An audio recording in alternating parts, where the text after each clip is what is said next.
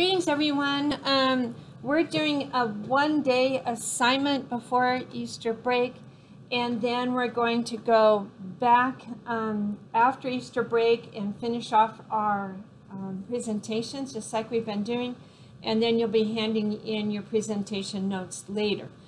So we had to stop what we were doing and do this one-day assignment. I wanted you to know I'm doing this introduction this year for the first part of the video, and then I'm going to switch to a taping of the actual lesson. So if I say something once the second part of the lesson is started that doesn't seem right, yes, it doesn't seem right because I filmed that part last year. But here we go for this year. First thing I want to tell you is this is what you're going to need for the lesson today. You're going to need some really specific things. You need an eraser, a 2B and a 2H pencil. I think this, usually I prefer the 2B, as you know. This particular time, actually the 2H is a little bit better because you're drawing something really small and you want to have kind of a light touch. You can always get darker with your 2B as necessary. And then you're going to need 3 colored pencils. You're going to need a red, a green, and then a blue. You could either use the sky blue that I gave you or just a normal blue. Either blue will work just fine. So you don't need other colors, but you specifically need red, green, and blue. Okay, the other thing I have here in front of me, I wanted to remind you that you need your paper towel roll if you're coming in person. Some people have rolls from things that are from Handy Wrap and stuff. Those rolls are even sturdier. Boy, if you can get one of those, use one of those. Or if your dad will cut you a piece of that white PVC pipe, that's great too. The width of the drawings is 12 inches, so if you can go just over 12 inches, you're even better off. The worksheet you need for today, it looks like this. You can find it, I'll close up on it. You can find it in your worksheet packet. Here it is, this worksheet right here. It's in your worksheet packet. Or you can find it under cycle 13, and there's I've attached it there, and you can open it up right there. You need to have an actual copy, so you need to print it out or find one that's in your, like I said, the worksheet packet. If you're here in the classroom and I didn't make this clear to you, I've copied some for you over on the counter. So if you didn't happen to bring it, I have it there for you. Okay, what I wanted to do is just talk a little bit about what we're doing next, and then a little bit about what today's lesson's about. What we're going to be moving into, let me zoom back out, is what's called perspective. And the first thing you think of is a bunch of lines going to a point. There's a lot more to perspective. It's an important part of drawing because without some knowledge of how to put this together, we wouldn't know how to draw a building. If you look at the artwork pre-Renaissance, it's completely out of whack or out of proportion. It's just odd because they didn't understand perspective. We're used to people drawing in perspective, so we expect perfection. What I do want to tell you is that, there's all kinds of things on this poster, is that it's all logic. It's not going to be formulas. You don't have to be afraid of it. If you're not good at math, it doesn't really matter. There's no measuring. It's not really a concept. We'll measure to set things up sometimes, but the actual lines you're looking at are not measured. So don't be afraid of it. We'll take it really slow at the beginning. But I also want to tell you every single project has a place in it where you can be more creative. So those of you that got it, you'll have a chance to just take off with every single project when you want to. Every project has a little bit of a creative element to it, so I'll take you to a certain point, and then I say, okay, now do this on your own. And last year, even the students on video actually did really, really well. I was impressed. I know you guys will do well. You've been great students this year. I wanted to show you a little bit about what the unit's going to look like, depending on how much time we have and so on. We're starting today with natural perspective, so you can see down here one of the things. We're going to have a series of little worksheets we do together. They look really simple, but they're super important because they're going to get concepts going with us. So you have to do the worksheets. You have to do them as precise and carefully as possible. This is where you really learn. And then we're going to do assignments where we do things with what we've learned. Like here, we're going to do something. We're going to make something with our initials. Here's a fun project, still in 1-point perspective. See, everything's coming to a central vanishing point right there. Then we're going to work in 2-point perspective, which you can see there's a perspective point over here. There's a vanishing point here, a vanishing point over here. I just wanted you to know when I do my drawings, they're kind of messy. Here's a Mrs. Rouse drawing. I'll get a little closer on it, with all kinds of details and explanations and erasing and extra marks I've made to explain things to you. But your drawings will look cleaner like this one does. Does that make sense? So that's kind of how it's going to work. I'm going to draw with you. We're going to be drawing a house. This is also mostly 2-point perspective, but there's also been a 3rd point added. We'll talk about that when we get there. And then we'll learn about 3-point perspective, which is actually, when we get to 3-point, it looks ridiculous, but it's so easy. Once we get to through 2-point, which is what we're starting to learn here, 3-point is no big deal. It's actually going to be a lot of fun. So like I said, for today, we're learning about natural perspective, which means just kind of observing things in the world around us. You can see this painting here. It doesn't have the use of color, especially in its natural perspective. Aerial perspective, also called atmospheric perspective. But you can see that the artist has a lot of knowledge of perspective because he's also using a vanishing point here, actually 2 vanishing points. But also the artist has done things with the details and the colors and so on. He's done several things to really make it look like it goes off into space. So the first thing you're doing today in class with your worksheet is working on what's called atmospheric perspective. So if you don't have all these supplies out, you need to stop this introductory video now, go get your supplies, and then come back and get started for the day. Okay, so starting the unit for today, I'm going to be drawing on this particular worksheet. We're going to finish the whole worksheet today. We have an hour and 15 minutes in our class time together, so I'll be talking a little bit longer than in the past, and then you'll have extra time to finish your worksheet or whatever we're doing that day and get it turned in to me. I don't think we'll be using all the time as we work on these things. So aerial perspective, I'm going to move my pencils over here. Aerial perspective is natural perspective. There's 2 types of perspectives, aerial and linear.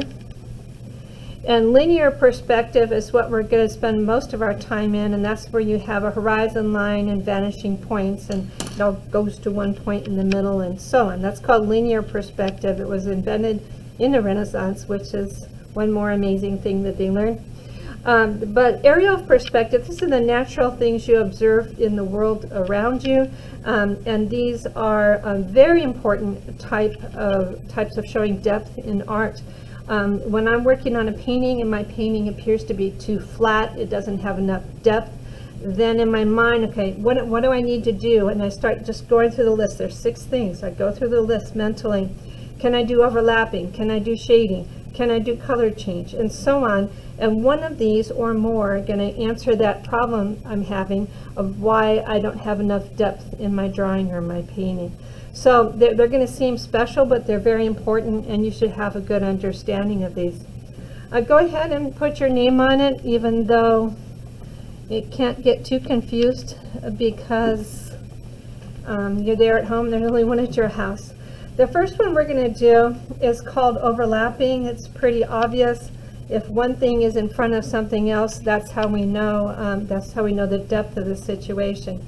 If you were here in the classroom, what I usually draw is like one of the desks in front of me here, and I would draw my students sitting here at the desk, only you're not here.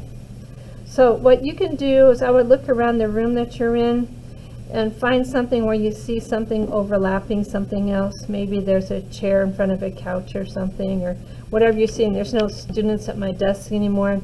It's very sad, here's an empty chair and the legs coming down from the chair and so on. So I'm going to draw this. You can see the chair is behind the table and the legs are there. So here's some more tables back behind these tables, and that's how I can tell it's a little bit further away. And here's another table next to that table, like I said, further away. Because of the overlapping, I can see what's back there. And then there's another row of tables here. So whatever scene you have in front of you that does show some overlapping, that's what we're going to draw this time. This one always works. There's never a doubt about it when you show something in front of something, like here's a person and there's another person. We can tell which one's in front, right? So overlapping always works. It's not hard to do. Maybe needs a little planning. Here's the counter in the back of the classroom. Maybe needs a little planning or something to do. Here's a sample of a drawing from another year when I had some students in the classroom. But overlapping tells me that these people are closer to me, and these people are behind them, and then these people are even further back. Overlapping always works. It's always makes sense, and then people can rely on that to tell them what's going on in the given situation. There's stuff here on the counter. So what I want you to do when I'm doing this worksheet is I need, some of you don't like to draw sketchy like I do, but anyway, I need your drawings to go at least as far as my drawing. What I don't want you to do is do something like, here's a ball, here's another ball, and another smaller one, and here is a box. I don't want this to be your drawing. It can't be that simple. I want you to have some things in here you actually see. So at least as much effort as you're seeing in my drawings. Then if you need a time to finish off a drawing, go ahead, stop the video and finish off that drawing. The next, so overlapping, putting something in front of something else. So you don't have to do erasing. I usually put my things in front first and then just layer them back to save myself some time on that. The next one we're going to work on is shading. We've done some shading in class. You kind of know how to do it, but shading does show some depth.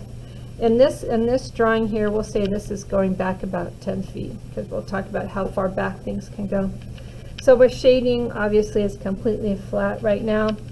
We're going to take a simple object, just an apple. So go ahead and draw an apple like I've done. Maybe we'll put a ground line in here just to make it a little easier. And we're going to do some shading. It's good to know where your light source is. So let's go ahead and imagine our light source is here somewhere. You don't always draw your light source on your drawing. In fact, you usually don't. I would make sure at this point you're using a 2B pencil instead of a 2H pencil. First thing we do with shading is add in our lights and darks. How light or how dark is my particular object. So I'm going for a red apple here instead of a green one. So I'm putting in a base value. Has nothing to do with shading. How light or how dark is my object here. And because it has a really soft finish on it, I might even do a little smudging to smooth it out a little bit. And then if I don't like a couple lines I draw, I can get rid of them. Whoops, lost a pencil. Get rid of them and put it back in. Okay, so how light or dark is the red part of my apple? It's really got a lot of lines on it. Still gonna work. How light or dark is the stem and the leaf? I'm gonna make it just a little bit darker. How light or dark is my background and my foreground? I'm gonna have this lower part have just a little bit of value, which is gonna fade down a little bit.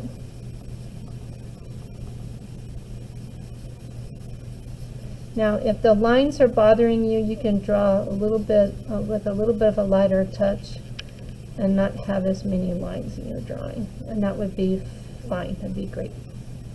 Okay, so here's how light and dark things are in the drawing. Now what we're going to do is add our shading. The light's coming from this direction. So everything on this side is going to be a little bit darker.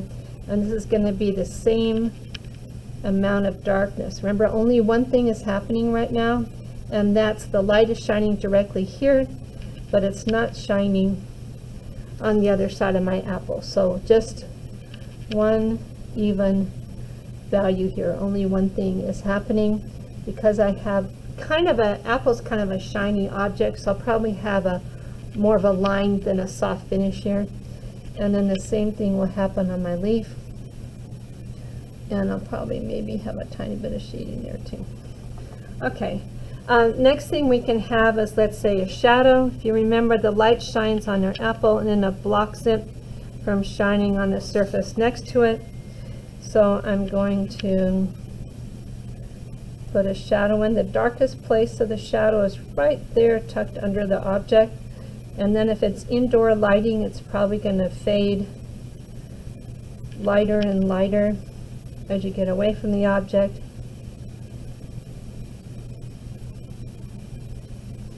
And it's going to be darker and more specific right next to the object. So I'm putting in an indoor shading situation where the shadow is fanning out a little bit because of the closer light source, and losing details as it gets away from the object. Then the other thing that's happening with shading is we're going to get a highlight up here from the light source, not on the edge if you remember, but within the edge. It's going to go along the contour of the actual shape. So take like a corner of your eraser and then try and erase in a highlight or two. I'm a little bit over erasing right now, but I'm going to smudge it back in or something. So erase out a highlight, and then I'm going to make my highlights a little bit smaller by drawing in next to them. It's a shiny object. The highlights are going to have a nice hard shape to them.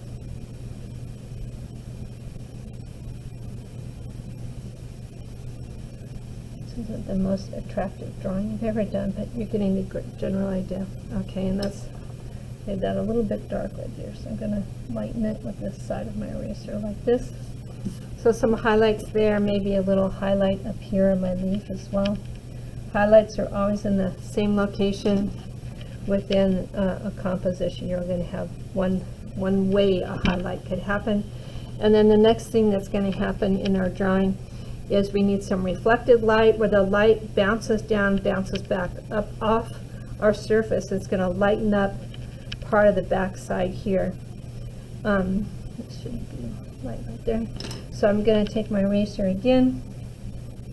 I'm going to erase in some area of reflected light, but remember the reflected light can never be lighter than where the direct light is. So I'm going to darken it, just it's going to be there, but it can't be any lighter. So I'm going to calm it down just a little bit. So there's our area of reflected light. Anyway, so that's how shading works. It makes things look three-dimensional.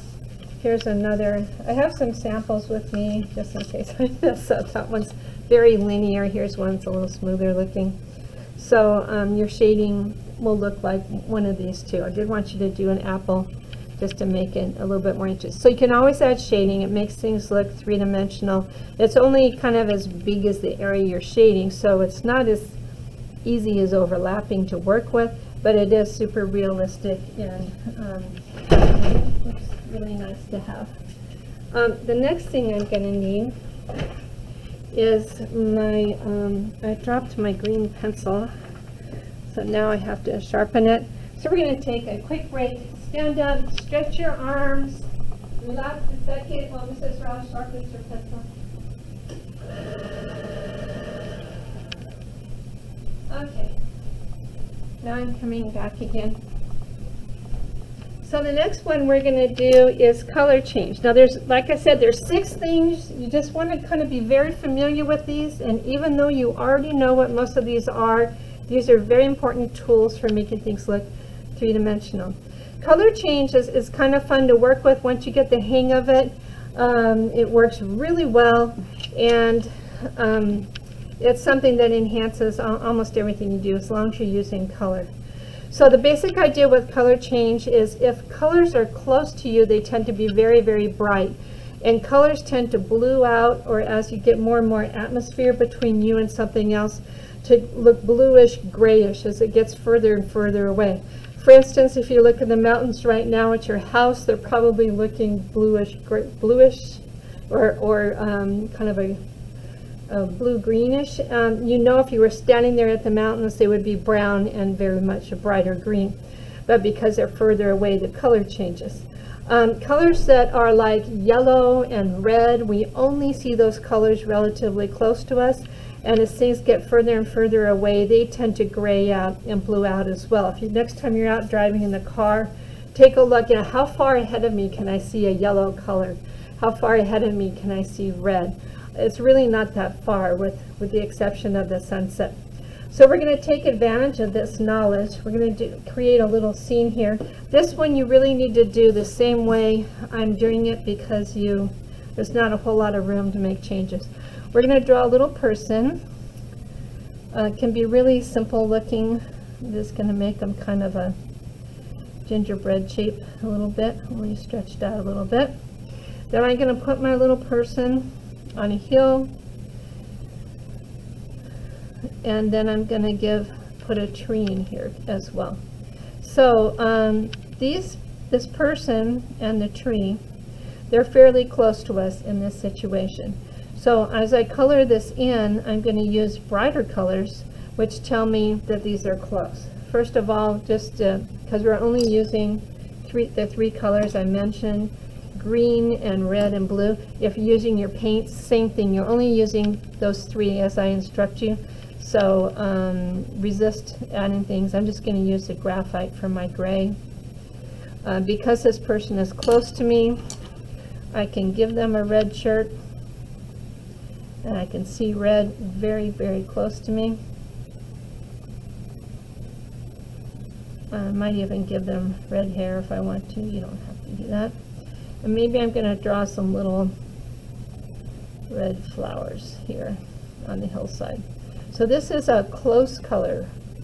Also, because I know I'm drawing a tree trunk and it needs to be brown, I'm going to put just a little bit of red here on the tree trunk. And just a tiny bit here for shoes. And then when I overlap with some graphite, they'll look like they're brown. Then I'm going to give my person blue pants because they're wearing jeans. Sometimes just whatever color something is, that's the color you need. So this intense blue is something you'd see maybe up close, but you wouldn't see further away. Going to add some graphite here to the tree trunk, make it look kind of brown-ish. And then I'm switching to my green. I'm going to make the green nice and bright because you can see bright colors near you. I'm going to kind of scumble in some texture, and then I'm going to use a little bit of a lighter touch to fill in some details here. Okay. Then I'm going to do the same thing down here with my hillside. It'll be a nice bright greens. I'm just drawing some kind of as if it's grass and maybe some leaves for my flowers.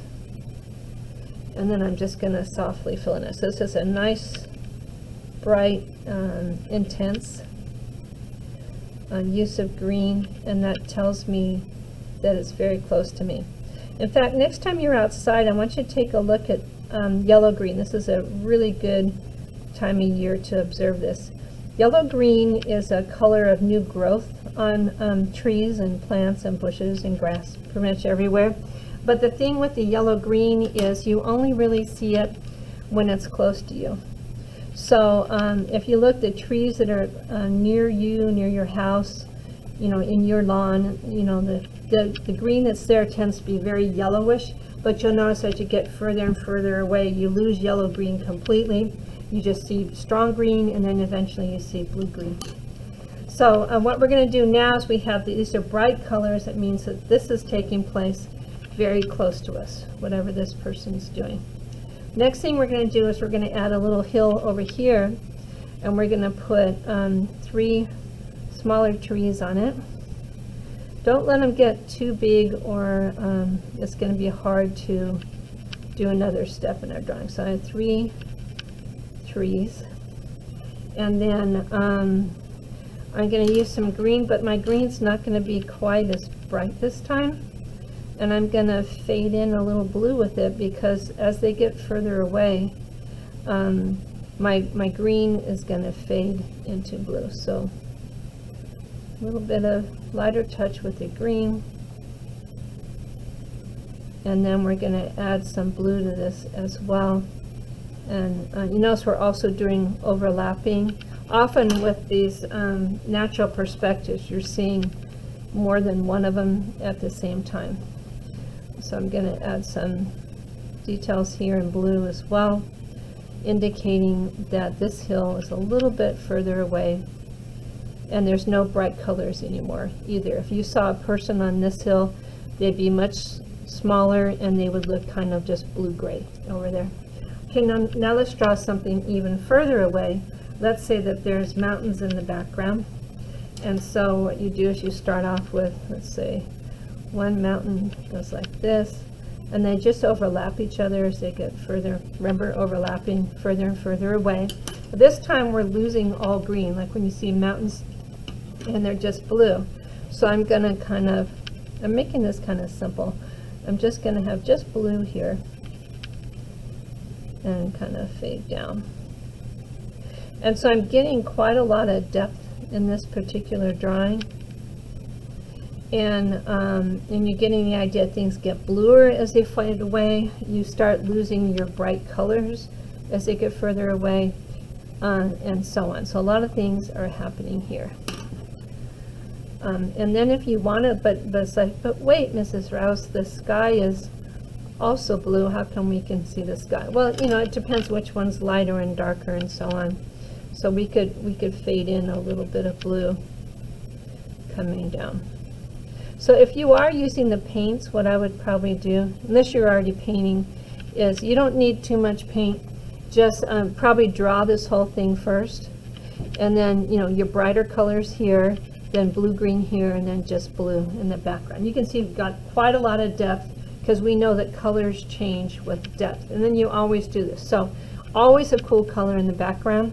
We learned that when we did our cool warm painting.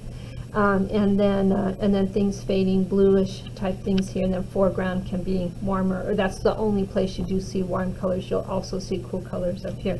So if I need to break that rule, I can break that rule. If I don't want to see space, I can put an orange background there. It's going to make it seem really, really flat. And you know, and for whatever reason I need to do that. Here's another sample. This time it's a girl wearing a red dress, just so you get another idea if you didn't like my drawing this year. The next one we're going to do is detail change. And I've already started doing this. You'll notice that you see details closer towards the front, and then less and less details as things get further away. For instance, here on these mountains, you can't tell where each individual tree is, but you certainly can see some difference in tree color here, and at least the shapes of the trees here. So details change as you get further and further back in the drawing. What I'm going to draw in my drawing is going to be some type of car. I don't quite know what it's going to look like yet. And cars around it, a little bit like a parking lot.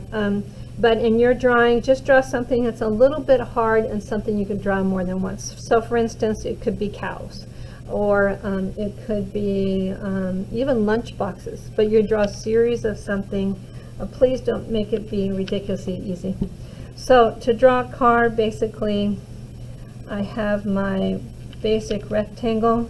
I'm drawing a car at an angle, so I put my rectangle in like this. You've seen me do this before. And here's my my front bumper. Here's some headlights. Here's the windshield.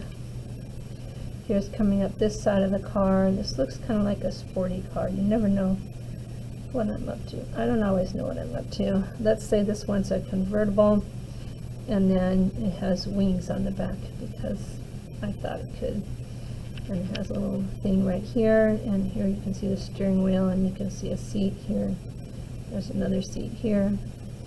And let's say if I wanted to have some type of hubcaps or something, it would come in like this. The wheels, by the way, are always vertical, but the car might be in perspective. And you're going to see, the idea is you're going to see some details on this first car. So here's a car. So a car detail change, and the car parked next to it. It's a little bit further away, so part of it's going to be overlapped, right? It's a little bit smaller, and so whatever this car happens to look like. So start off with a different bumper, some lights. Maybe this one's more of a some type of a van type situation, not as detailed, but because this has more details here, for some reason that's telling me that's a car there. Let's say I have another one even further away. I can almost practically scumble this whole car. Headlights up here. Okay, whatever it was I just drew, you're going to think it's a car just because I told you it was a car right here. In fact, I purposely made it a strange shape. If I wanted cars even closer to me, I'm going to have to detail it more. So let's say that this is the back end of a pickup. So you're going to see some more details here on the tire itself. You're going to see some fancy stuff here. Maybe here's an exhaust pipe. It's an old school pickup.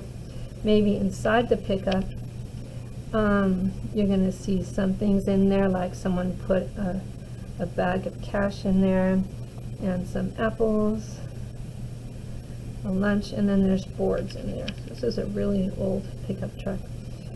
So let's see, and the bumper in the back and the details and so on. So that one's slightly more detailed than that one, and here's another. So anyway, the idea here is as things get further and further and further away, here if I wanted another car back here, even less detailed. Okay, see, I hardly drew anything, but that's enough to tell you, oh, there's another car back there with hardly any details, and another one. So all of a sudden I have a parking lot of scumbles. So details, you see more details up front and less as you go back. This is a mistake I do often in my paintings. I want to over detail the background of my painting. I need to make myself let that be more simple, because details we see up close. Here's another example of one like this, and there's other things you could have drawn. Just get your details closer to you, not so far away. The next one we're going to work on, anytime you need to stop the video and then catch up with me. Next one we're going to work on is placement change. And what that is, if you look around the room or think about this, things that are very close to you are kind of like below you. You know, where's the ground near you? It's right below you. Where's the ground further away from you? It's actually up across the room. It's higher up if it's further away. So we have this thing called a horizon line. As you grow across the paper, and we'll be talking about this horizon line a lot, as things are further and further away, they fade back towards this horizon line. So if something's close to you, like waves on an ocean, it's down here. If something's further away from you, it moves up the page until it gets to this horizon line. So what we're going to do, placement change, it tells us how close or far something is depending on where it is to the horizon line. So let's say we're going to draw a boat race. So here we have a very simple sailboat. You guys can go ahead and draw boats too. It's not going to be too hard to draw. So here's my little sailboat. This sailboat is fairly close to me because you can see it's almost below me. If I was sitting in a boat, you would see the side of the boat. I can draw the side of a boat right here. So I'm actually in this boat. So there's a boat a little bit further away. If I want to draw another boat further away, I move up the painting. I'm going to slide this up a bit. I move up the painting, or up the drawing. So this boat is further away because it's further up the drawing towards the horizon line. So I can tell it's further away. And also if you wanted to use detail change, I could have maybe numbers on this thing and a person, but here we're getting less details, we get further away. So another boat even further away, and maybe I'll use overlapping too. So here's another boat a little further away. Can't quite see all of it. Just moving up towards the horizon line. Put in a couple other boats even further away. So things that are further away, here I can just draw a couple like triangle things, and you're going to think those are boats further away. So things move up the page as they get further and further away. What I think we all understand this one. What's unusual is things above us do the opposite thing. The horizon line is also your eye level line. This is where you are standing looking at the situation in front of you. So wherever you are inside your room right now, if you look around, everything below your eyes is moving up the drawing towards this line. You can't see the line, but the line's there.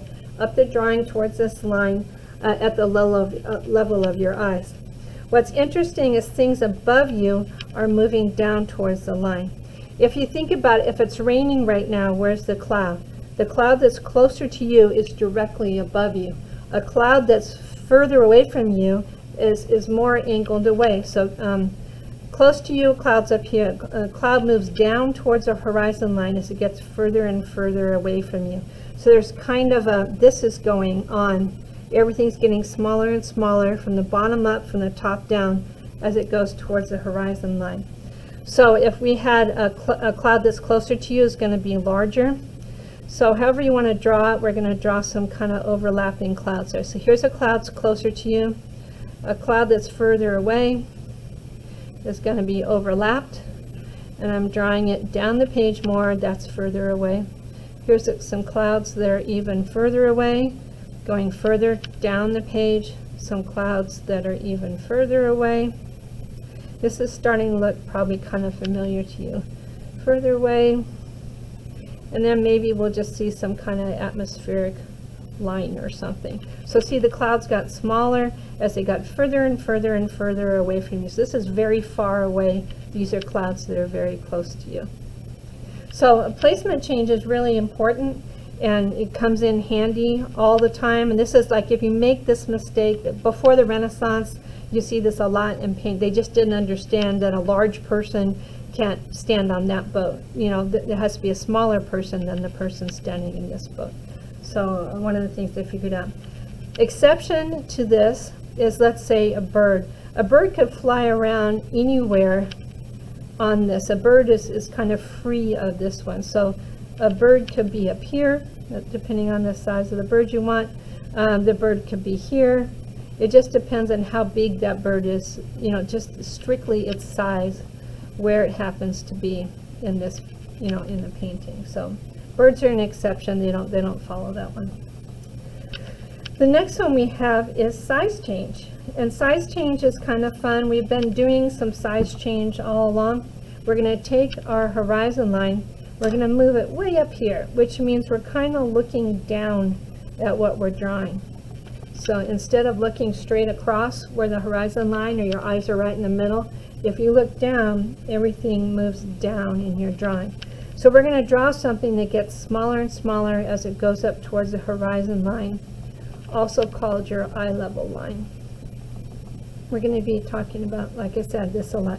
So we need to draw something. It's not too hard to draw. I usually like drawing strawberries for no apparent reason. So I'll go ahead and do that. Please don't just draw a circle, but make it something a little bit more than that. Even like a bone would be fun, but just not just a circle. So we're going to start off with a fairly large, whatever it is. I'm going to draw strawberries. So here's my strawberry. And it's going to have some details. Remember, detail change, it needs to be fairly detailed when it's up here, kind of closer to me. So here's my strawberry with its little seeds on it and a little stem. Okay, strawberry that's further away is going to get smaller.